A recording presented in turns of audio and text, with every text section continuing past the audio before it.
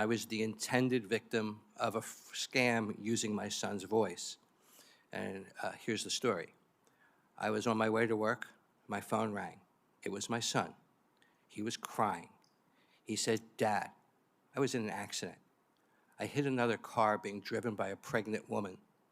My nose is broken. They arrested me. I'm in jail. They assigned a public defender to me. His name is Barry Goldstein. You need to call him. You have to get me out of here. Help me." I said, "Brett, I'll call him and I'll call you right back." He said, "You can't. They took my phone. Help me, Dad." I'm a father. I'm a lawyer. My son's in trouble. A pregnant woman was hurt. He's in jail. I'm in action mode.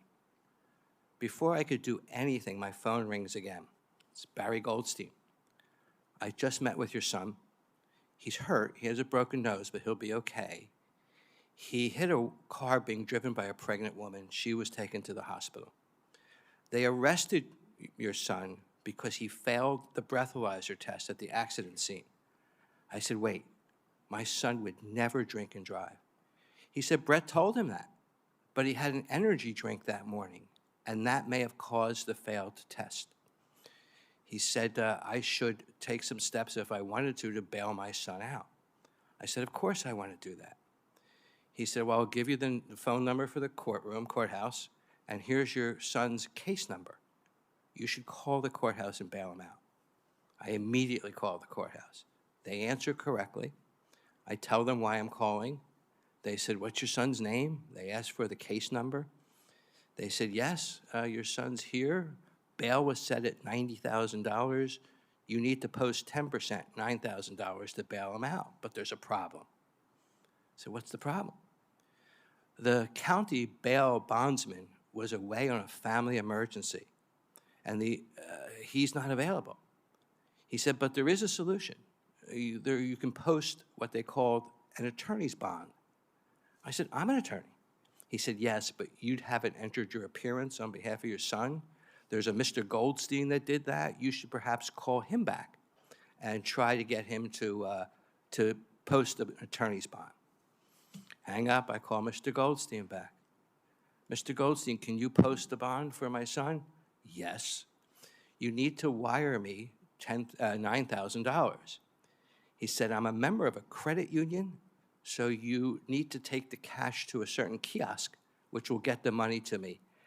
And I'm scheduled to leave for a conference in California. I'll be leaving to the airport in 2 hours, so you need to move quickly." I learned later that that kiosk was a Bitcoin kiosk that would convert the money to cryptocurrency. I hang up. All of these calls happened in 2 minutes. This is the first time I had a chance to think.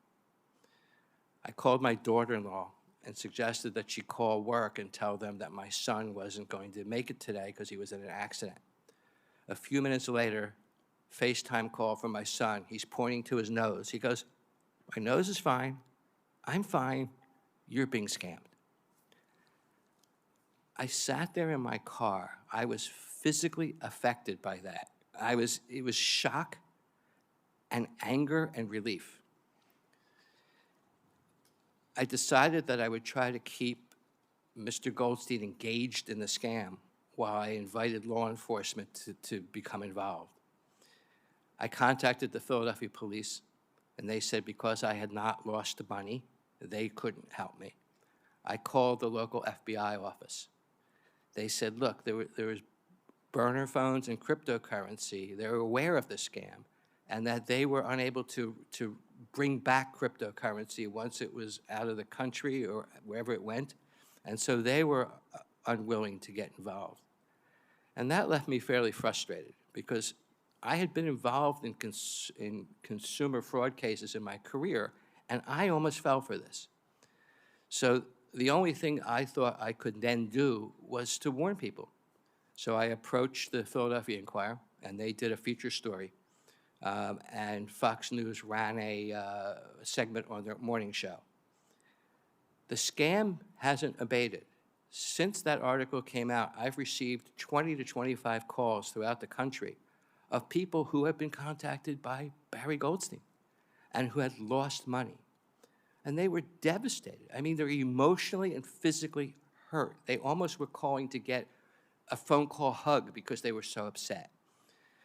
And they asked me, you know, what could I recommend? And I said, look, do what I did, go public.